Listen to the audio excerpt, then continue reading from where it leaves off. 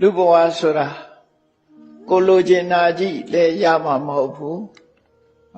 ကိုတွေးချင်တာနဲ့ကြီးလည်းတွေးမှာမဟုတ်ဘူးလိုချင်တာလည်းရမယ်မလိုချင်တာလည်းရမယ်တွေးချင်တာနဲ့လည်းတွေးမယ်မတွေးချင်တာနဲ့လည်းတွေးမယ်အဲ့ဒီထဲမှာအကောင်းနဲ့လည်းတွေးမယ်ဆိုးနဲ့လည်းတွေးမယ်အကောင်းလည်းရမယ်ဆိုးလည်းရမယ်အဲ့ဒါလို့ကြုံတွေ့လာတဲ့လောကရဲ့သဘာဝလောကဓာတ်မုန်တိုင်းနဲ့တွေ့တဲ့အခါမှာကိုယ်စိတ်ဟာရိမ့်ရိုင်ခြင်းဆိုတာမဖြစ်ဖို့ရအတွက်လေ့ကျင့်တာဟာစိတ်အလှပကိုတစားဆင်ပေးတာနဲ့အလားတရံတူတယ်ပေါ့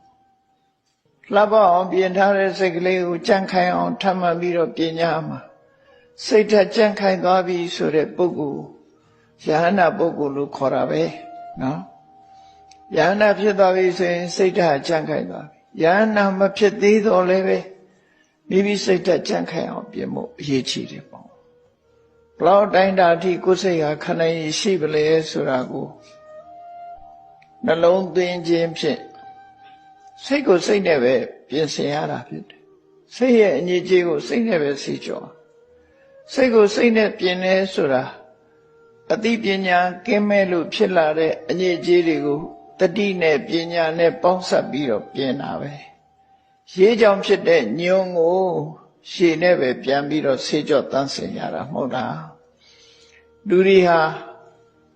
ရေးကြောင်ဖြစ်တဲ့ရွှွညွန်တွေကိုရေနဲ့ပဲပြန်ဆေးရတယ်ဆေးတဲ့အခါမှာတန်ရှင်းစင်ကြယ်သွားတယ်ထို့တူပဲစိတ်ကြောင့်ဖြစ်နေတဲ့မတန်ရှင်းတဲ့ပူလောင်တဲ့သဘာဝတရားတွေကိုတတိပညာလုံလဝိရိယဆိုတဲ့အစွမ်းထက်တဲ့အရာတွေနဲ့တွဲဖက်ထားတဲ့စိတ်ကလေးနဲ့ကိုယ်စိတ်ရဲ့ပူလောင်မှုတွေမအေးချမ်းမှုတွေအညစ်အကြေးတွေကိုစိတ်နဲ့ပဲပြန်ပြီးတော့သုတ်သင်ရှင်းလင်းချရမှာဖြစ်တယ်အဲ့ဒီသုတ်သင်ရှင်းလင်းနည်းကိုမြတ်စွာဘုရားကဟောကြားတာဘုရားတရားနာရဲဆိုတာအဲ့ဒီအတိတွေရပြီးတော့လောက်ကြဖို့လိုတယ်ပေါ့နော်မလောက်ဘဲနေရင်တော့မရဘူးပဲဟာမှာကိုယ့်ကိုယ်စိတ်ဓာတ်ဘလောက်ကြမ်းခိုင်ပြီဆိုတာကိုစဉ်းကျင်စဉ်းစားပြီးတော့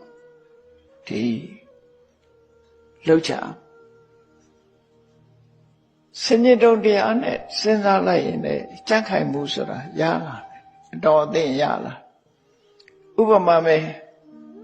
မမြဲတဲ့သဘာဝနဲ့တွေ့ရတဲ့အခါမှာကိုလိုချင်တဲ့အရာဆုံးရှုံးသွားတဲ့အခါမျိုးမှာကိုတွေ့တာနှစ်သက်မြတ်နိုးတဲ့အရာနဲ့ခွဲရတဲ့အခါမျိုးမှာဘယ်လိုဆင်ခြင်ရမလဲအေးတန်ကုဋ္ဌိထလာပါလောကကြီးရဲ့သဘာဝဟာတွေ့ကြုံဆုံကွဲပဲဘာတတ်နိုင်ပါလဲဆိုတဲ့အတွေးလေးနဲ့လျှော့ချတယ်ဒီလိုလျှော့ချမကြည်ဝနဲ့ဒေါသတွေဖြစ်လာပြီဆိုလို့ရှိရင်လေအေးဒီဒေါသတရားဆိုတာငါ့ကိုပဲနှိမ့်စမဲ့တရားဖြစ်တယ်ဒေါသဖြစ်နေတော့ရောငါအတွက်ကောင်းကျိုးချမ်းသာမှမရတာတစ်ဖက်သားကိုငါစိတ်ဆိုးနေရောငါအတွက်ကောင်းကျိုးချမ်းသာရမှာလို့ရမှာလားတစ်ဖက်သားရဲ့စိတ်ဆိုးမှုတစ်ဖက်သားရဲ့စော်ကားမှုကိုလက်ခံပြီးခေါင်းထဲမှာစဉ်းစားနေလို့ရှိရင်ငါမှပဲဆုံးရှုံးမှာပဲလို့ဟောဒီလိုစဉ်းစားလိုက်ပြီးတဲ့အခါကျတော့အေးကိုယ်ကပ်ပါရမမဟုတ်တာသူပြောတာသူနဲ့သာသက်ဆိုင်တယ်ငါလည်းမဆိုင်ဘူးဒီလိုနှလုံးသွင်းပြီးတော့တစ်ဖက်သားရဲ့စော်ကားမော်ကားတာနဲ့ကျုပ်တဲ့အခါမှာလည်းပဲအဲ့ဒီလိုသိခန့်ခြင်းနဲ့နေလိုက်ရ